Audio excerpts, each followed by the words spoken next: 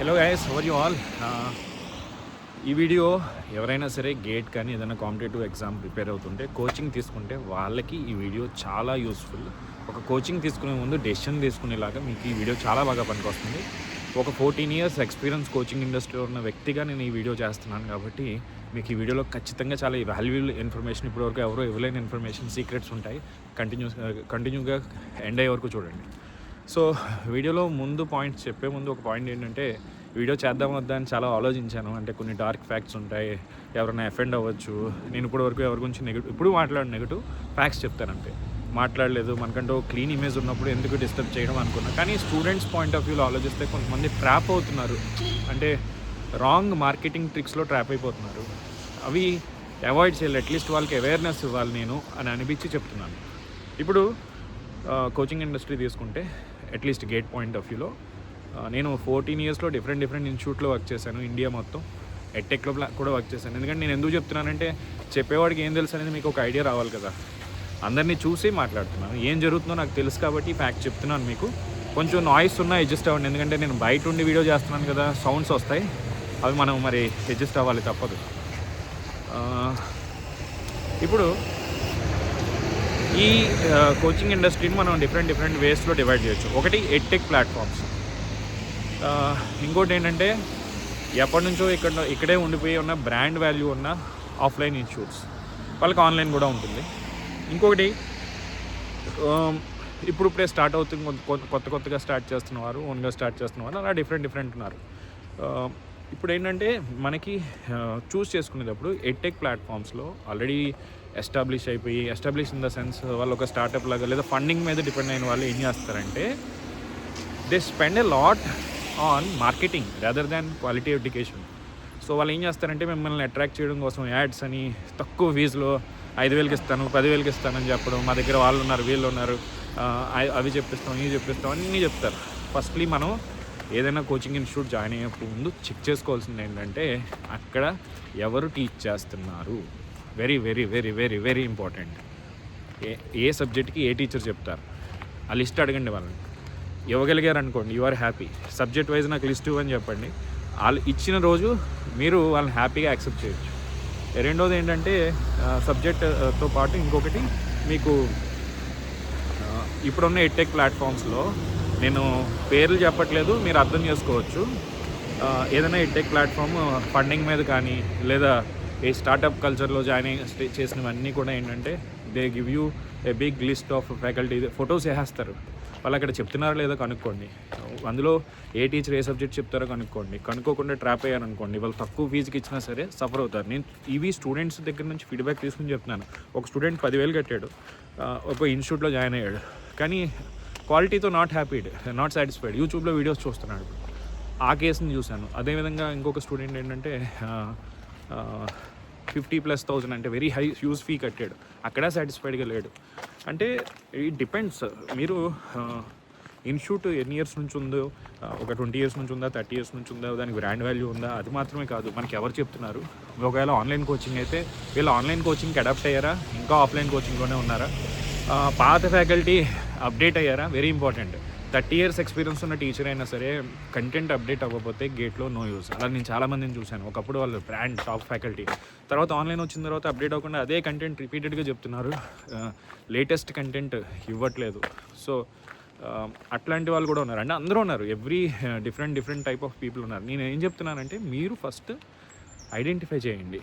ఒక institute join అయ్యే ముందు అక్కడ ఎవరు ఏ సబ్జెక్ట్ చెప్తారు, ఎట్లా చెప్తారు. ఆన్లైన్లో వాళ్ళు ఇంట్రెస్ట్, ఎందుకంటే ఆఫ్లైన్లో క్లాస్ చెప్పడం వేరు, ఆన్లైన్లో చెప్పడం వేరు. ఆన్లైన్లో మమ్మల్ని ఇంట్రెస్ట్గా సస్టైన్ చేసేలా క్లాస్లో కూర్చోబెట్టగలరా లేదా, ఓకే, మీకు నోట్స్ ఇస్తున్నారా లేదా, ఫీజు ఎంత, ఫీజు తక్కువ అని జాయిన్ అవ్వకండి. ఇక్కడ డిఫరెంట్ ప్రాబ్లమ్స్ ఏంటంటే, స్టూడెంట్కి ఉన్న మైండ్ సెట్, బాగా తక్కువ ఉందనుకోండి ఫీజు తక్కువ అని జాయిన్ అవుతారు. మరీ ఎక్కువ ఉందనుకోండి, ఇది బ్రాండెడ్ అనమాట, ఎక్కువ అంటే ఇక్కడ 50,000 60,000 కడుతుంటే కోచింగ్ ఇస్తున్నారు, తక్కువకి ఇవ్వట్లేదు అంటే వీళ్ళు చాలా పెద్ద ఇన్స్టిట్యూట్ అని అనుకుంటున్నారు. కాదు, మనం చూడాల్సింది ఫ్యాకల్టీనే. ఇప్పుడు టాప్ ఫ్యాకల్టీ అందరూ కలిసి ఇన్స్టిట్యూట్ పెట్టారనుకోండి, మీకు రిలేటివ్గా తక్కువకే ఇవ్వగలుగుతారు. ఎందుకంటే ఇన్స్టిట్యూట్ రన్ చేసే వాళ్ళు ఏంటంటే, వాళ్ళు శాలరీస్ ఇచ్చి ప్రాఫిటబిలిటీ చూస్తారు. అదే టీచర్సే ఇన్స్టిట్యూట్ రన్ చేశారనుకోండి, అప్పుడు ఏం చేస్తారు? వాళ్ళ శాలరీయే వాళ్ళ ప్రాఫిట్ కదా, ఖచ్చితంగా మీకు తక్కువ రేటుకి ఇవ్వడానికి ట్రై చేస్తారు. సో ఆ పాయింట్ గుర్తుపెట్టుకోండి. ఎక్కడైనా సరే టీచర్స్ పెట్టిన ఇన్స్టిట్యూట్లో మీకు అడ్వాంటేజ్ ఉంటుంది. Teacher knows what a student requires. So okay, ఇప్పుడు డార్క్ ఫ్యాక్ట్స్ గురించి మాట్లాడదాం. వీళ్ళు ఏం చేస్తున్నారంటే క్లాసెస్ ఇంగ్లీష్లో లేకపోయినా, ఆ టీచర్కి ఇంగ్లీష్లో చెప్పడం రాకపోయినా హిందీ ప్లస్ ఇంగ్లీష్ అంటున్నారు, లేదా ఆ హిందీ క్లాసెస్ మీకు ఇస్తున్నారు, లేదా రికార్డెడ్లో ఎప్పుడో పాత కంటెంట్ ఇస్తున్నారు. ఇట్లా మోసాలు జరుగుతున్నాయి. లేదా వెరీ హై ఫీజు కట్టిన తర్వాత మిమ్మల్ని ఎవడు పట్టించుకునేవాడు ఉండడు. అంటే మీకు ఒక గైడెన్స్ ఇచ్చి, ఫ్యాకల్టీ మీతో మాట్లాడడానికి ఛాన్స్ ఇచ్చి, ఈ ఛాన్సెస్ ఏం లేకుండా గడిపేస్తున్నారు. So end of the day ఏం జరుగుతుంది? ఫాల్స్ మార్కెటింగ్తో మిమ్మల్ని మోసం చేస్తున్నారు, అంతే. ఇదే చెప్పగలను నేను. మనం ఒక కోచింగ్ జాయిన్ అయ్యేటప్పుడు ఖచ్చితంగా డబుల్ చెక్ చేసుకోండి. మీ డబ్బులు ఊరికనే రావు కదా. అంటే డబ్బులు మనం కష్టపడుతున్నాం, డబ్బుల కంటే ఇంపార్టెంట్ ఏంటి? అక్కడ టైం స్పెండ్ చేశాక 1 year తర్వాత ఇది బాగాలేదని తెలిస్తే మీ కెరీర్కి ఎవరు రెస్పాన్సిబుల్ కదా. సో డబుల్ చెక్ చేసుకోండి. ఎలా చెక్ చేసుకోవచ్చు అంటే, ఆల్రెడీ అక్కడ చదివిన వాళ్ళు ఎవరైనా ఉంటే వాళ్ళని అడగండి, ఎలా ఉంది ఇక్కడ కోచింగ్ అని. వాళ్ళే మనకి పర్ఫెక్ట్గా చెప్తారు. నేను చెప్తున్నాను, మీకు నా మీద నమ్మకం ఉంటే నన్ను నమ్మండి. లేదు సార్, ఇది నా కెరీర్, నేను ఒక్కరినే నమ్మను, 10 మందిని అడుగుతానంటే అడగండి, తప్పు లేదు. ఎందుకంటే ఇది మీ కెరీర్. ఎందుకు ఒకరి మీద రిలై అవ్వాలి? ఒకరిని నమ్మాల్సిన పని లేదు కదా. ఎవరి సెల్ఫిష్నెస్లో వాళ్ళు ఇది బాగుందని చెప్పొచ్చు, అది కరెక్ట్ అవ్వాల్సిన పని లేదు. కాబట్టి ఓన్లీ వన్ థింగ్ ఏంటంటే, ఆ మార్కెటింగ్ ట్రాప్ ఏదైతే ఉంటుందో ఆ ట్రాప్లో పడకండి. మన కాలేజ్కి వచ్చో, లేకపోతే గూగుల్ యాడ్ వేసో, ఇంకేదో చేసో, లేదా మీకు టెలికాలింగ్లో కాల్ చేసో, మా దగ్గర వాళ్ళు ఉన్నారు, వీళ్ళు ఉన్నారు, మా కోచింగ్ ఇన్స్టిట్యూట్ ఇంత పెద్దది అంత పెద్దది, ఇవన్నీ చెప్తూ ఉంటారు కదా, అవన్నీ బిలీవ్ చేయకండి. సో ఇంకొక వెరీ ఇంపార్టెంట్ పాయింట్, ఇది చాలా ఇంపార్టెంట్. కోచింగ్ ఎప్పుడు ర్యాంక్ చూసి జాయిన్ అవ్వకండి, ర్యాంకర్స్ని నమ్మకండి. ఒక ర్యాంకర్ ఫస్ట్ ర్యాంకర్ వచ్చి, ఇప్పుడు గేట్ 2026 కూడా అదే జరుగుతుంది. ఒకటి ఫస్ట్ ర్యాంక్ వస్తుంది, ఆ ఫస్ట్ ర్యాంక్ వచ్చినోడు 10 ఇన్స్టిట్యూట్లో ఉంటాడు. ఆడు పొద్దు నుంచి 10 ఇన్స్టిట్యూట్లకు వెళ్ళి చదువుతున్నాడా లేదా అనేది మనకి తెలియదు. ఒరిజినల్గా ఏంటంటే ప్రతి ఒక్కరు ర్యాంక్స్ కొంటారు. ఒకరిద్దరు జెన్యూన్ ఉండొచ్చు, మంచి ఇన్స్టిట్యూట్స్ కొన్ని నేను వర్క్ చేసిన వాటిలో కూడా ఉన్నాయి.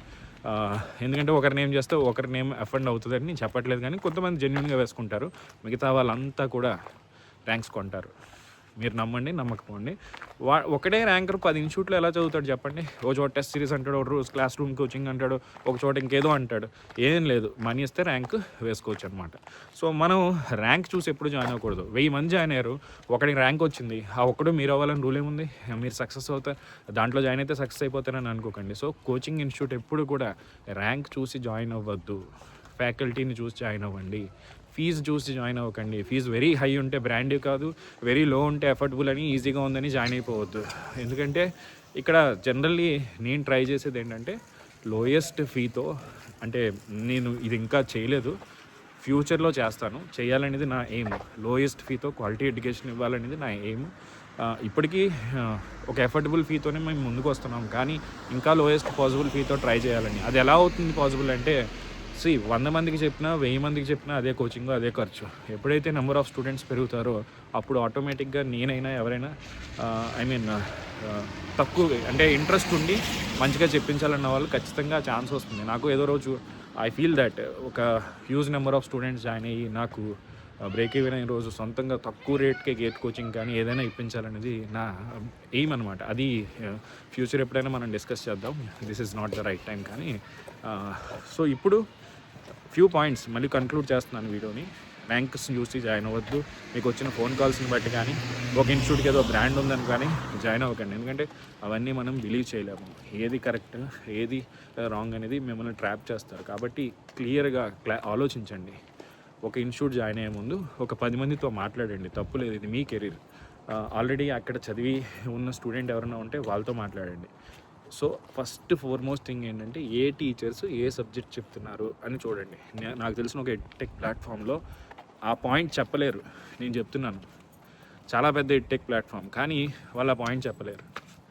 ఇంకొకటి ఏంటో చెప్పిన చాలా ఇంపార్టెంట్ పాయింట్, ఇది వెరీ సాడ్. ఏంటంటే ఎడ్టెక్ వచ్చాక, అంటే ఆన్లైన్ ప్లాట్ఫామ్ వచ్చాక పీపీటీఎస్ చదవడం కదా, బోర్డు మీద అంటే చూడకుండా రాయాలి.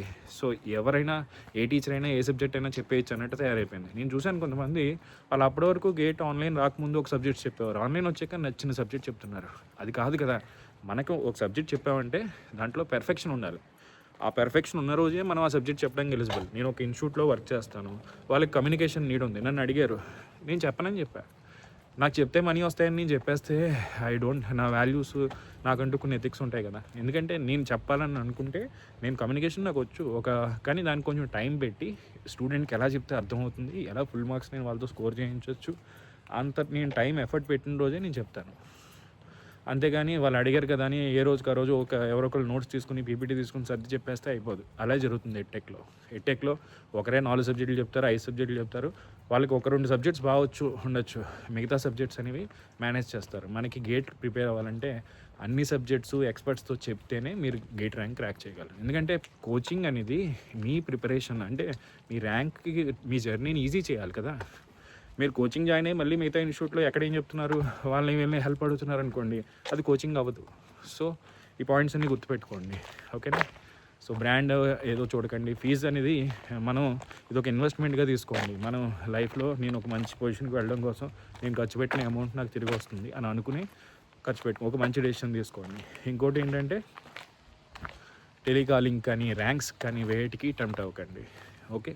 ఆ సబ్జెక్ట్ ఏ టీచర్ చెప్తున్నాడు, ఆల్రెడీ చదివిన స్టూడెంట్స్ ఉన్నారో చూడండి. ర్యాంక్స్ పట్టించుకోవద్దు, కొన్ని ర్యాంక్సే. సో మీకు సపోర్ట్ ఉండాలి, ఎప్పుడు గైడెన్స్ ఉండాలి. ఇవన్నీ ఉన్న కోచింగ్ ఇన్స్టిట్యూట్ ఏది ఉందో దాన్ని సెలెక్ట్ చేసుకోండి, ఓకే. ఇప్పుడు మన ఇన్స్టిట్యూట్, మన నెక్స్ట్ లెవెల్ అనేది మీకు ఆల్రెడీ తెలుసు. గేట్కి సంబంధించి హోమ్ ఇన్స్టిట్యూట్తో మనం టైఅప్ అయ్యాము. వాళ్ళ దగ్గర నేను కంటెంట్ క్వాలిటీ నచ్చే వాళ్ళతో అసోసియేషన్ అయ్యాను నేను. సో నెట్వర్క్స్ డిజిటల్ నేను చెప్తాను, మిగతా వాళ్ళు చెప్తారు. ఈసీ ఎలక్ట్రికల్కి మనకి ఇప్పుడు రిపబ్లిక్ డే ఆఫర్ రన్ అవుతుంది కాబట్టి 15% డిస్కౌంట్ వస్తుంది మీకు. ఎప్పటి వరకు? Jan 28 వరకు, అంటే ఇంకొక 3 days వరకు. 1 year సబ్స్క్రిప్షన్ వచ్చి మనకి 17,000కే వస్తుంది. మీకు class room material, notes, PDF, whatever test series కూడా అవైలబుల్గా ఉంటుంది. దీనికి సంబంధించి ఎటువంటి డౌట్స్ ఉన్నా నెక్స్ట్ లెవెల్ ద్వారా మీరు సబ్స్క్రిప్షన్ తీసుకుంటే మీకు పర్సనల్ గైడెన్స్ ఎలాగో నా నుంచి ఉంటుంది. So you can text me or call me at 9705861166. So నేను ఈ పాయింట్ లాస్ట్లోనే చెప్తున్నాను, కానీ నా వీడియో యొక్క ఇంటెన్షన్ అయితే జస్ట్ కోచింగ్ గురించి చెప్పడం కాదు, కొన్ని ఫ్యాక్ట్స్ మీతో షేర్ చేసుకోవాలి. ఇంకా చాలా ఉంటాయి, అవన్నీ మనం over a period of time ఏదో రోజు we can discuss like A podcast or something. కానీ మీరు యాజ్ ఎ స్టూడెంట్ మీరు మోసపోకూడదు. ఒక స్టూడెంట్గా మీరు ఒక కోచింగ్ జాయిన్ అవ్వాలని అనుకుంటే మీకు ఒక క్వాలిటీ కంటెంట్ ఉన్న చోట, అంటే మీ టైము, మీ మనీ ఇన్వెస్ట్ చేస్తున్న రోజున ఖచ్చితంగా దానికి న్యాయం జరగాలి. That is my intention. ఒక పేరెంట్ ఎంతో కష్టపడి ఆ అమౌంట్ తీసుకొస్తారు. ఆ అమౌంట్ నేను చూశాను చాలామంది, అంటే I came from that kind of condition. ఓ పేరెంట్ తన శాలరీ మొత్తం స్టూడెంట్ వాట్ వీ కాల్ ప్రిపరేషన్కే ఖర్చు పెడతారు. అంత ఖర్చు పెట్టి అంత ఆలోచించేస్తున్నప్పుడు క్వాలిటీ కంటెంట్ లేదనుకోండి, అది I don't feel it's correct. వాళ్ళ కెరీర్కి అది ఖచ్చితంగా హెల్ప్ అవ్వాలి. ర్యాంక్ వచ్చేయాలనే లేదు ప్రతి ఒక్కరికి, కొంతమంది ప్రిపేర్ అవ్వకపోతే రాకపోవచ్చు, కానీ మన సైడ్ నుంచి క్వాలిటీ ఆఫ్ ఎడ్యుకేషన్ ఉండాలి కదా. That is the main intention. So marketing టీమ్కి ఏంటంటే టార్గెట్స్ ఉంటాయి. వాడు అబద్ధాలు చెప్పైనా సరే స్టూడెంట్స్ని జాయిన్ చేస్తాడు. సో అందరినీ నమ్మకండి, believe in yourself and ఒక 10 సార్లు ఆలోచించి ఏ డెసిషన్ అయినా తీసుకోండి. Thank you all, see you, all the very best. Video ఎలా అనిపించిందో ఒక్కసారి వీడియో కింద కామెంట్ చేయండి.